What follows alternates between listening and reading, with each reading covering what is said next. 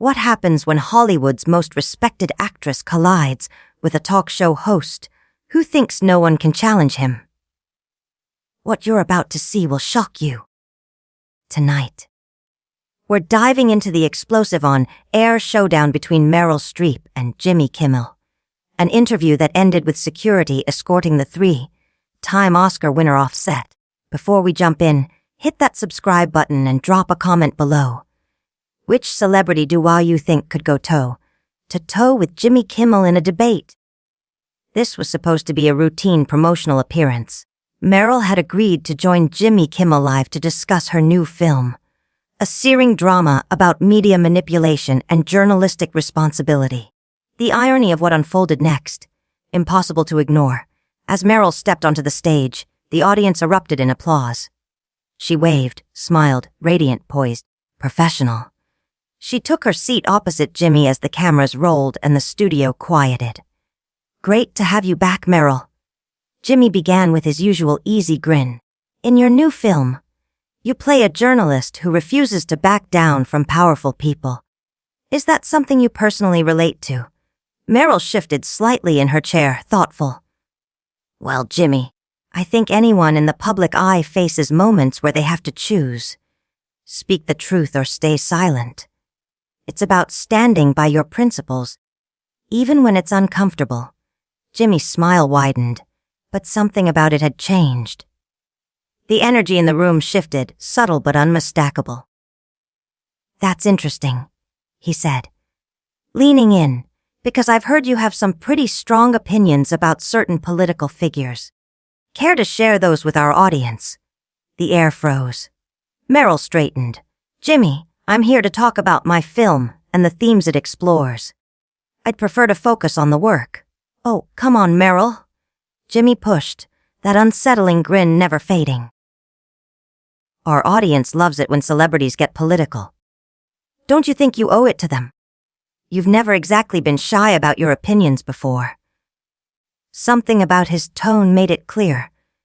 This wasn't going to be the friendly chat Meryl had expected. The audience sensed it too. The air was no longer light. It was thick with tension. "There's a difference," Meryl said coolly, "between having opinions and being ambushed during a promotional interview."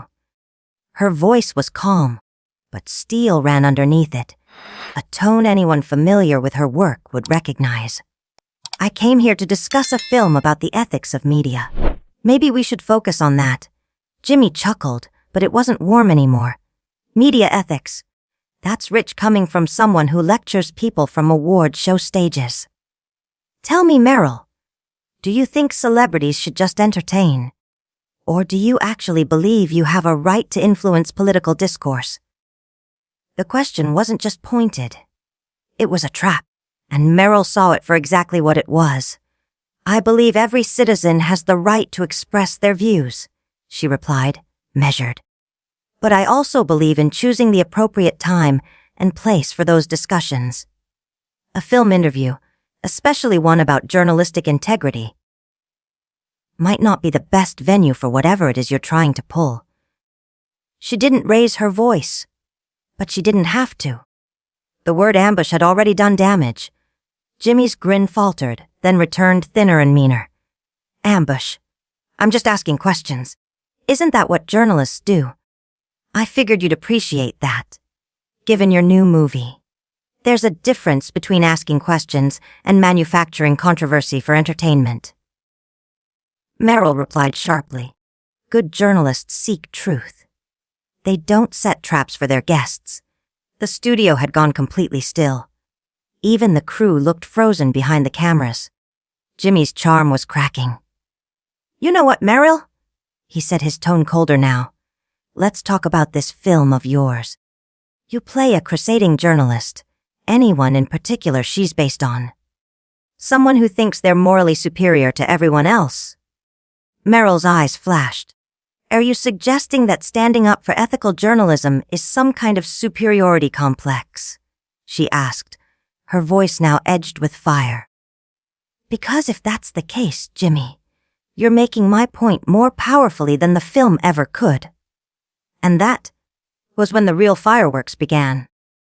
Jimmy's voice edged up, frustration bleeding through. You know, some people in this town think they can lecture everyone else from their ivory towers. They act like their opinions matter more just because they can memorize lines and cry on cue. The insult was deliberate, sharp, designed to provoke. But Meryl didn't flinch. She hadn't built her legacy by taking the bait. Instead, she leaned back in her chair, studying Jimmy with the calm detachment of a professor observing a petulant student. That's an interesting perspective, she said coolly, coming from someone who makes a living mocking people's personal lives. Her voice was quiet, devastating. Tell me. Jimmy, when you write jokes about someone's appearance, their relationships, their pain, do you ever stop to consider the human being behind the punchline? Or are they just content to fill airtime? The words landed with surgical precision. Jimmy's face flushed, and for a split second, the polished night persona slipped. At least I don't pretend to be something I'm not, he snapped. I don't stand on a stage and act like I'm saving the world while cashing 8-figure paychecks. Meryl didn't blink. And there it is, she said softly, slicing through the tension like a knife. The real Jimmy Kimmel, not the affable guy next door. Just someone who resents successful women who dare to have opinions.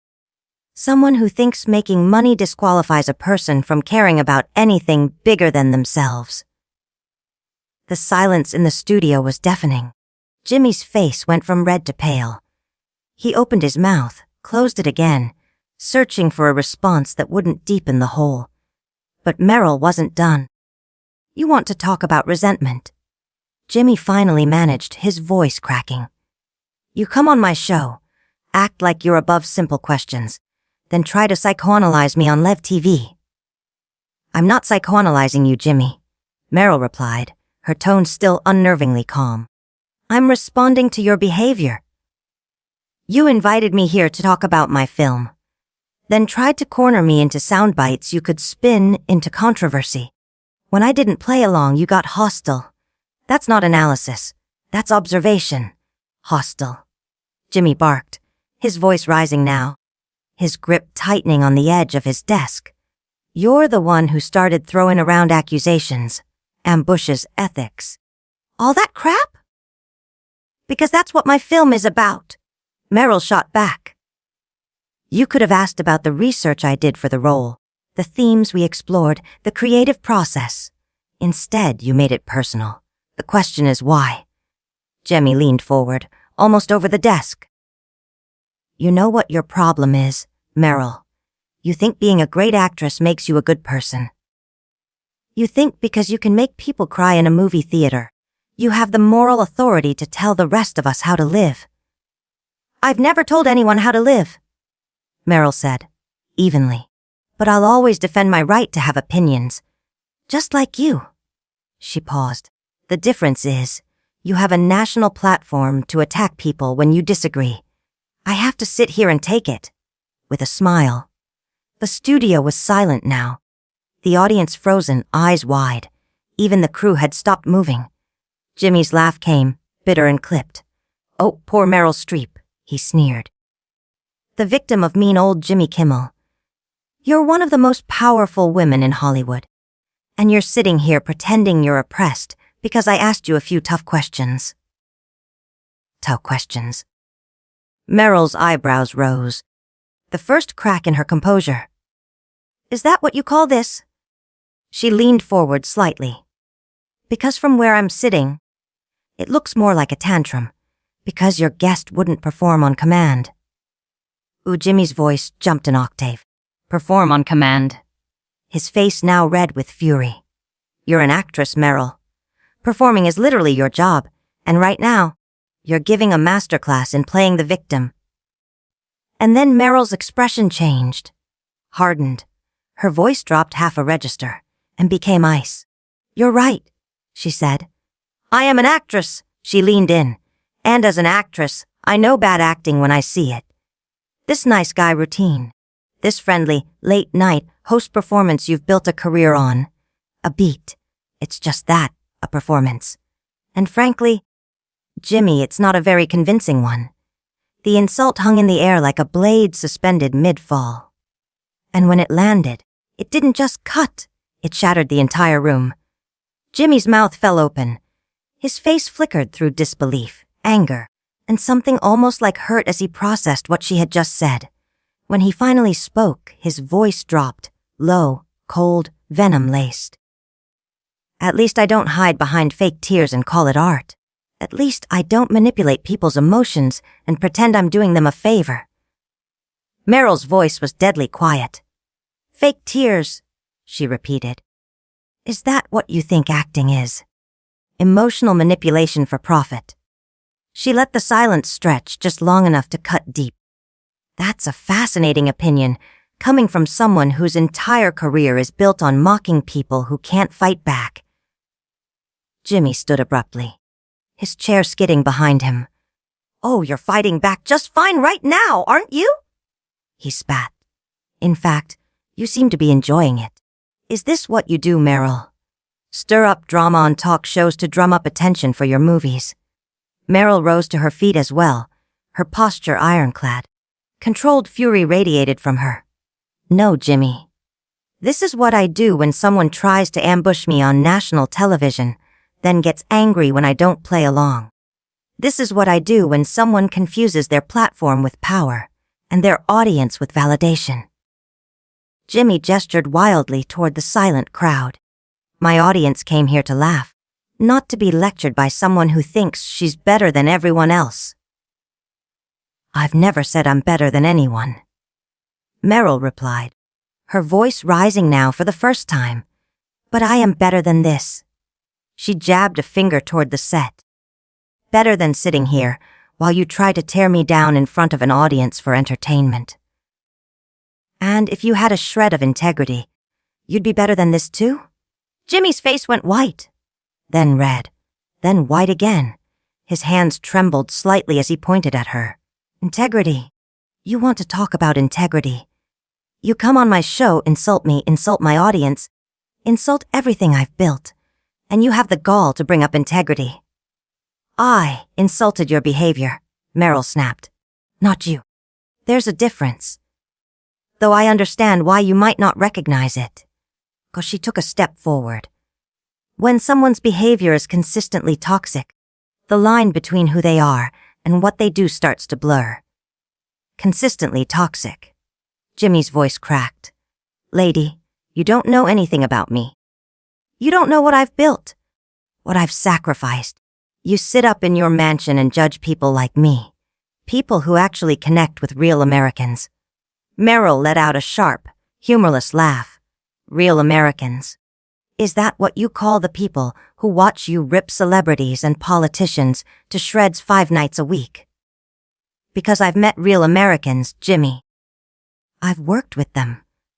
Learned from them. And most of them have more class than what you're showing right now. The comparison landed like a gut punch. Jimmy's body stiffened. When he finally spoke, his voice was barely restrained. Class. Classy people don't hijack talk shows and act like they own the place. Classy people don't lecture their host about morals. And classy hosts, Meryl shot back, don't humiliate their guests to score viral moments. They don't weaponize their platforms to work through their own insecurities. Jimmy stepped out from behind his desk, moving closer. Too close. The studio's security team, who had been hovering at the edges, began subtly repositioning. You know what your problem is? Jimmy hissed. You've been surrounded by yes. Men so long you forgot what it's like to be challenged. You forgot what it means to be treated like a normal person, not some Hollywood goddess. And you, Meryl replied, standing her ground, have been hiding behind sarcasm and applause breaks so long you forgot how to speak to people without tearing them down. You think cruelty is just another punchline. Cruelty. Jimmy's voice was climbing now, raw with emotion. You want cruelty. How about we talk about all the little people you've stepped on to get where you are? The assistants you fired. The crews you ignored. Stop. Meryl's voice sliced through his rant like a blade. Just Stop. You don't know what you're talking about. And you're embarrassing yourself. She stared at him, unmoving. This isn't comedy anymore, Jimmy. This isn't a bit. This is just sad. The word sad seemed to hit something deep, something fragile. Jimmy's face contorted with fury, and the last shreds of his TV-friendly mask shattered. Sad, he screamed, his voice echoing off the studio walls. You think I'm sad? I've built something real here! I connect with people every night. I make them laugh. I make them feel better. What do? He sneered. You pretend to be other people for money and act like it makes you important. Meryl didn't move. Didn't flinch.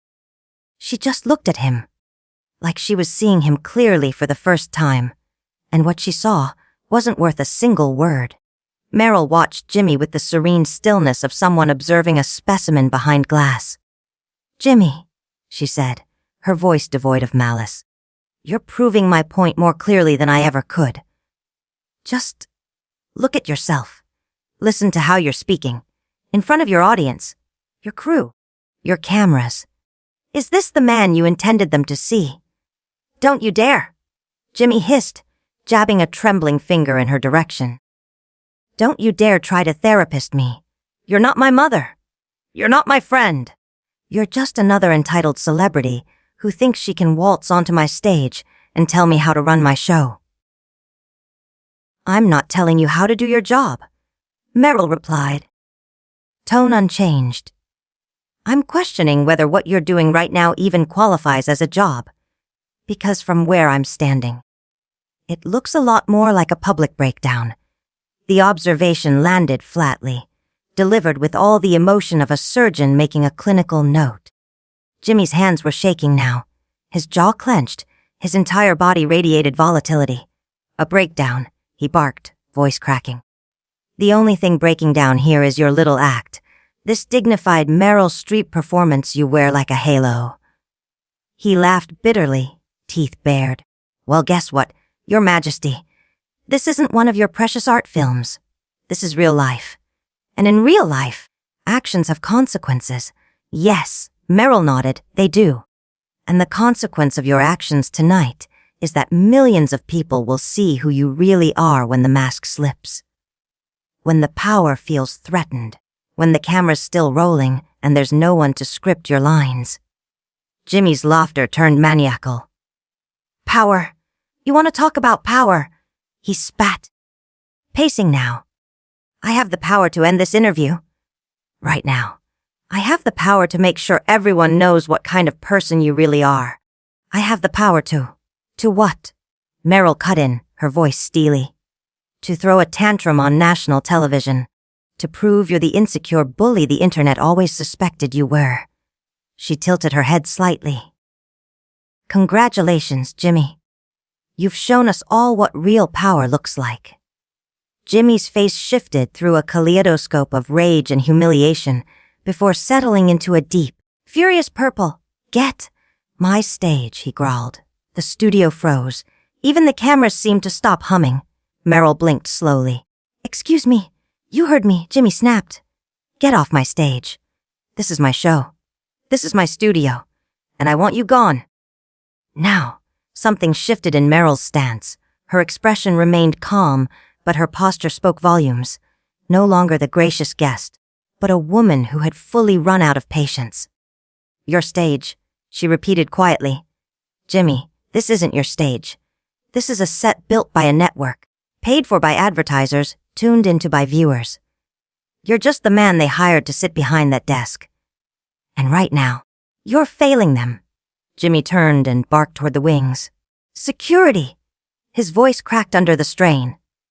I want her out. Escorted out. Now. From the shadows, several large men in dark suits began to approach. They moved slowly, uncertainly. This wasn't the kind of situation they'd trained for, and their hesitation showed. Meryl watched them come with the same calm she'd kept from the beginning. Are you seriously having me removed? She said evenly. Because I wouldn't let you bully me. Because I called out your behavior. This is your solution? My solution, Jimmy barked. is removing toxic people from my environment. My solution is not letting entitled actresses disrespect me on my set. Meryl blinked again, slowly, like she was studying him. Toxic, she repeated. Jimmy, I came here to talk about a film. You ambushed me. You made it political. You made it personal. And now you're screaming and flailing while I sit in a chair and answer your questions. Tell me, who's the disruptive one here? The security guards had reached the stage now. But they weren't moving. They were waiting, watching. Jimmy noticed their hesitation, and it made him angrier. Did I stutter? He barked at them. Remove her! She's trespassing! She's disrupting the show! I'm sitting, Meryl interrupted, answering questions.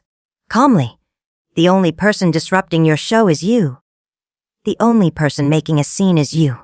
And the only one who's going to regret this tomorrow morning is you.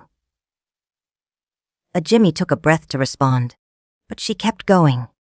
Stop talking, she said with clinical precision. You're embarrassing yourself. You're embarrassing your show.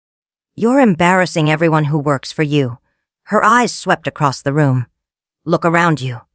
Your crew, your band, your audience. Do you see support? Admiration, she paused.